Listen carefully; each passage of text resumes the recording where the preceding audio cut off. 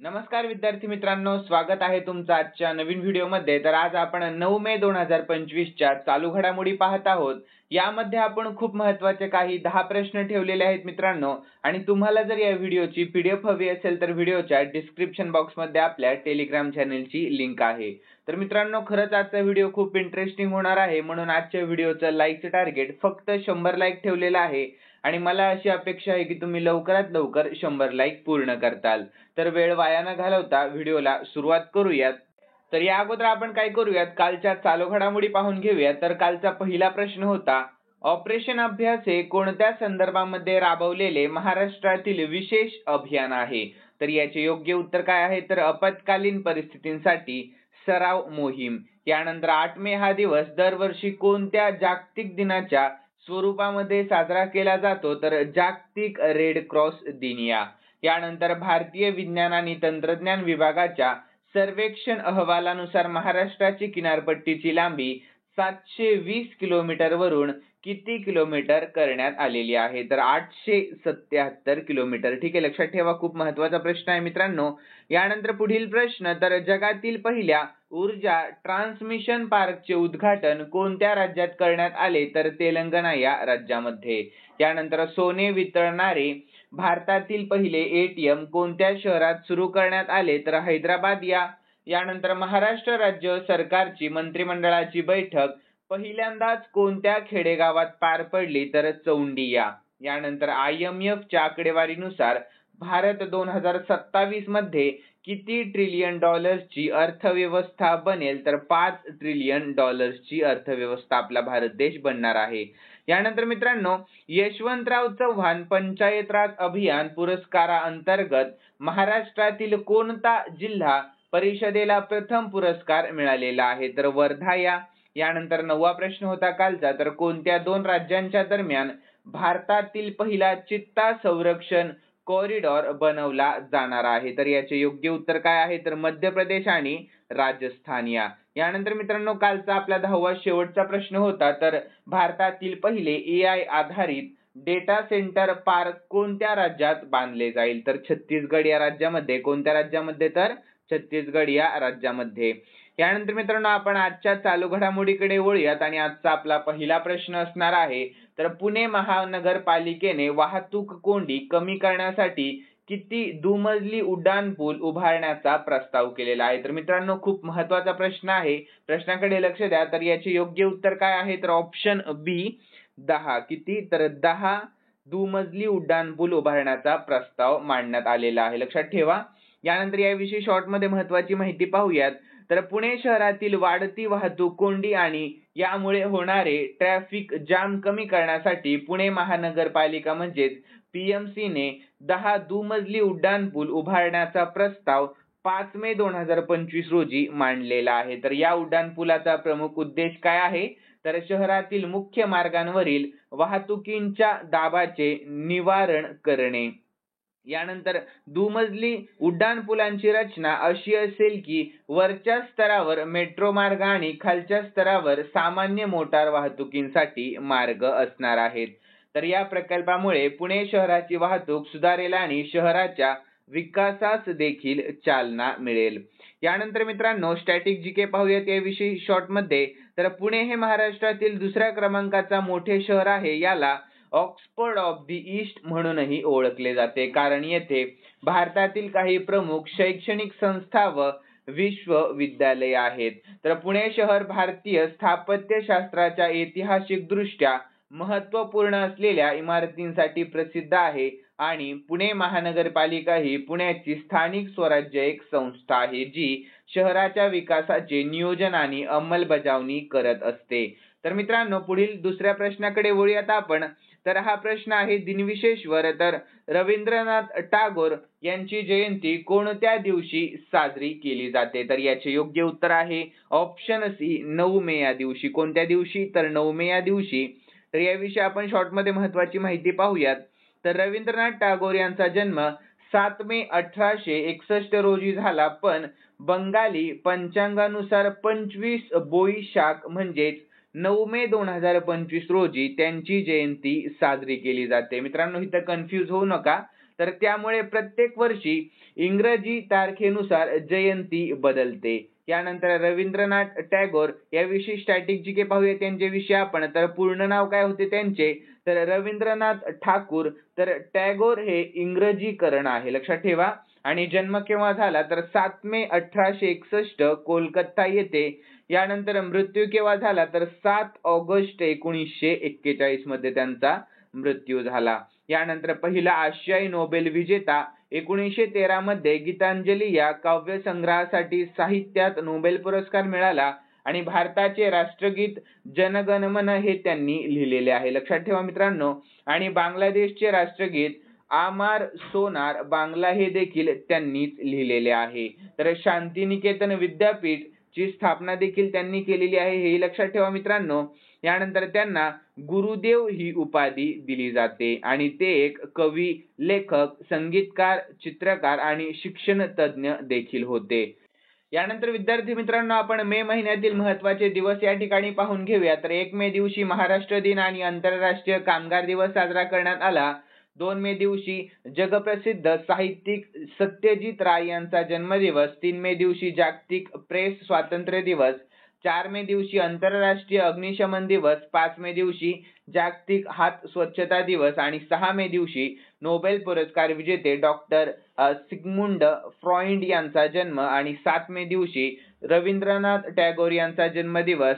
यानंतर मित्रांनो 8 मे दिवशी आंतरराष्ट्रीय रेड क्रॉस दिवस साजरा करण्यात आला, लक्षात ठेवा.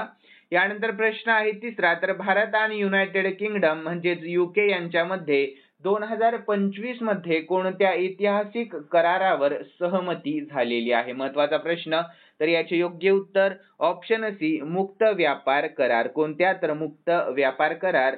तर यानंतर याविषयी शॉर्ट मध्ये महत्वाची माहिती पाहूयात.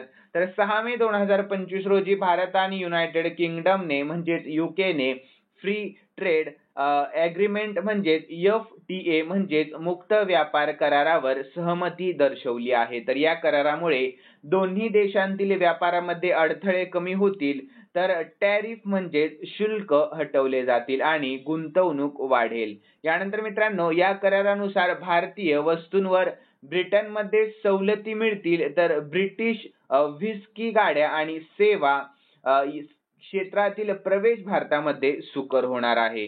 यानंतर उदाहरण देखील पाहूया त्याचे आपण. तर मानुया एक भारतीय वस्त्रोद्योग कंपनी ब्रिटिशमध्ये शर्ट निर्यात करते. तर पूर्वी त्यावर 12% आयात शुल्क लागायचा, परंतु या करारामुळे हे शुल्क हटवल्याने ती कंपनी अधिक स्पर्धात्मक दरामध्ये विक्री करू शकते आणि नफा वाढवू शकते. त्यामुळे दोन्ही देशांना रोजगार, गुंतवणूक आणि व्यापार वाढ यामध्ये फायदा होणार आहे.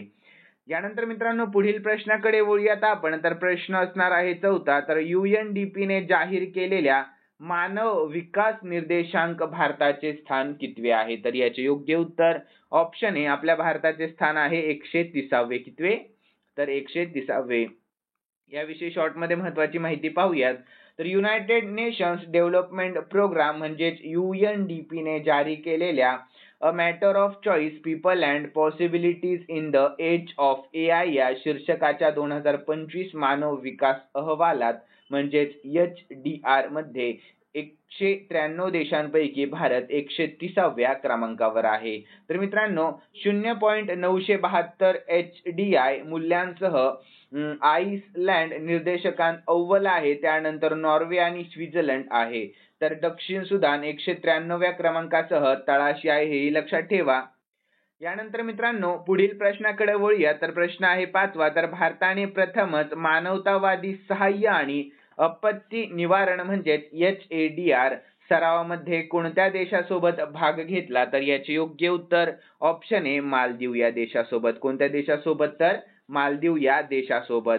तर याविषयी शॉर्ट मध्ये महत्वाची माहिती पाहूया. तर प्रादेशिक संरक्षण संबंध आणि मानवतावादी सहकार्य मजबूत करण्याच्या भारताच्या वचनबद्धतेचे प्रतिबिंबित करून INS शारदा 4 मे 2025 रोजी मालदीवच्या माफिला फुशी एटोल येथे पोहोचली, जिथे ती संयुक्त मानवतावादी सहाय्य आणि आपत्ती निवारण HADR सरावात सहभागी होईल. यानंतर मालदीवविषयी शॉर्ट मध्ये महत्वाची माहिती. तर हा हिंदी महासागरातील एक द्वीप समूह आहे. तर 1887 मध्ये हे ब्रिटिश संरक्षित राज्य बनले आणि 1965 मध्ये याला युनायटेड किंगडम पासून स्वातंत्र्य मिळाले आहे.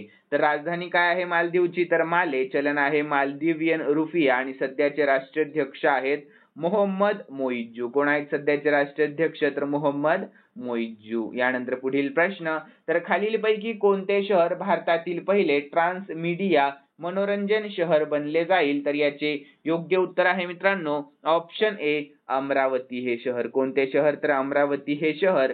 तर मित्रांनो याविषयी शॉर्ट मध्ये महत्त्वाची माहिती पाहूयात.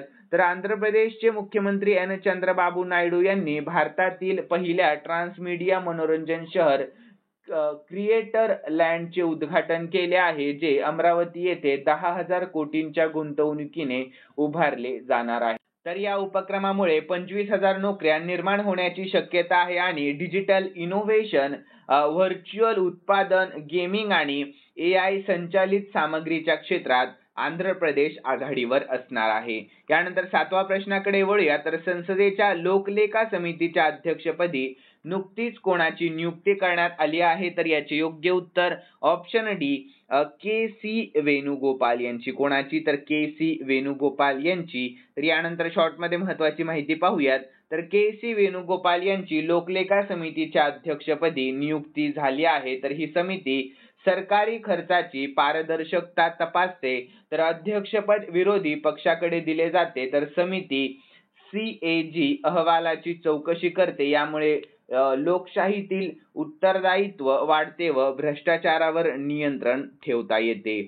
यानंतर पुढील प्रश्न आहे मित्रांनो महत्त्वाचा प्रश्न आहे, प्रश्नाकडे लक्ष द्या. तर मुख्यमंत्री सुपोषण योजना कोणत्या राज्याने सुरू केली आहे? तर याचे योग्य उत्तर असणार आहे ऑप्शन ए उत्तर प्रदेश या राज्याने. कोणत्या राज्याने? तर उत्तर प्रदेश या राज्याने.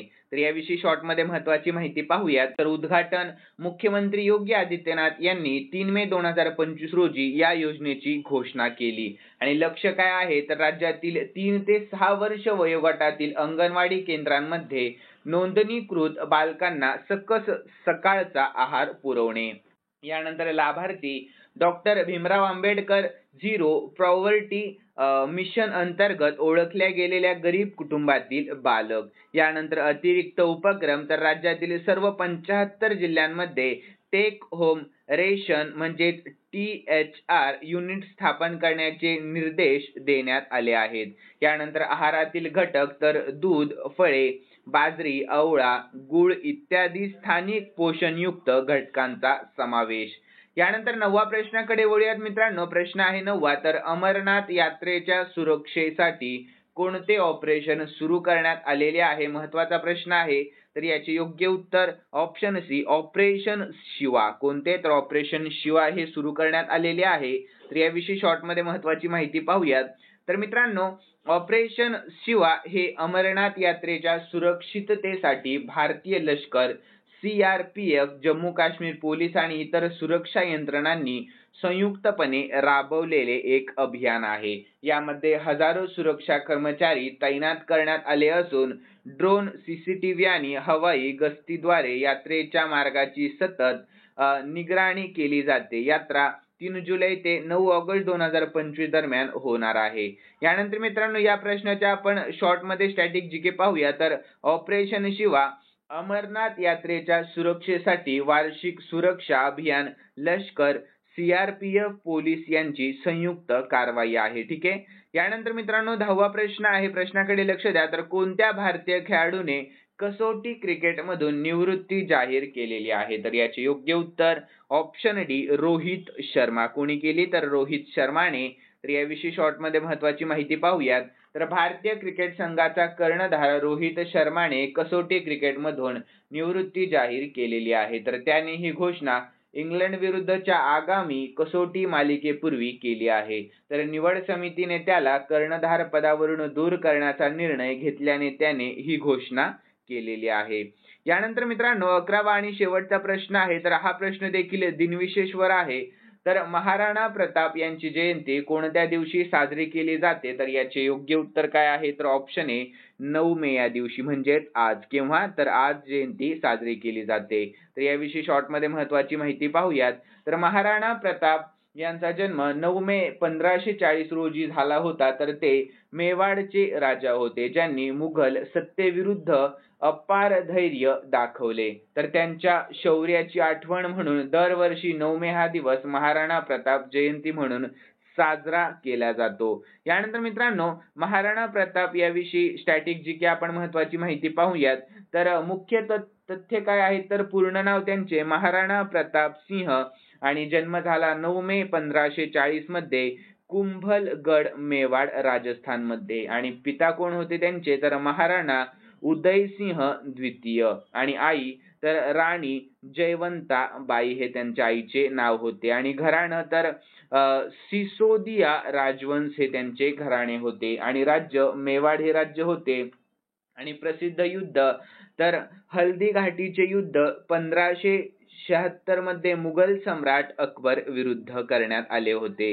आणि मित्रांनो, घोड्याचे नाव काय होते त्यांच्या, चेतक हे नाव होते, जो युद्धामध्ये वीरगतीला प्राप्त झाला. यानंतर मृत्यू झाला त्यांचा केव्हा, तर 19 जानेवारी 1597 मध्ये त्यांचा मृत्यू झाला. तर याचे महत्व, तर महाराणा प्रताप हे स्वाभिमान, स्वातंत्र्य आणि स्वराज्य यांचे प्रतीक होते. तर त्यांनी मुघल सम्राट अकबराशी लढा देताना कधीही शरणागती पत्करली नाही. यानंतर विद्यार्थी मित्रांनो, खालील प्रश्न मी स्पेशली तुमच्यासाठी ठेवलेला आहे आणि हा प्रश्न आपण कालच्या चालू घडामोडीमध्ये पाहिला होता. तर मित्रांनो, प्रश्न असा आहे, तर भारतीय विज्ञान आणि तंत्रज्ञान विभागाच्या सर्वेक्षण अहवालानुसार महाराष्ट्राची किनारपट्टीची लांबी 720 वरून किती किलोमीटर झाली आहे. तर याचे योग्य उत्तर तुम्हाला आपल्या कॉमेंट बॉक्स मध्ये सांगण्याचा प्रयत्न करायचा आहे मित्रांनो. आणि तुम्हाला जर आजचा व्हिडिओ आवडलेला असेल ना, तर नक्कीच या व्हिडिओला लाईक करा आणि सबस्क्राईब करायला अजिबात विसरू नका. आणि मित्रांनो, भेटूयात उद्याच्या नवीन व्हिडिओमध्ये. धन्यवाद.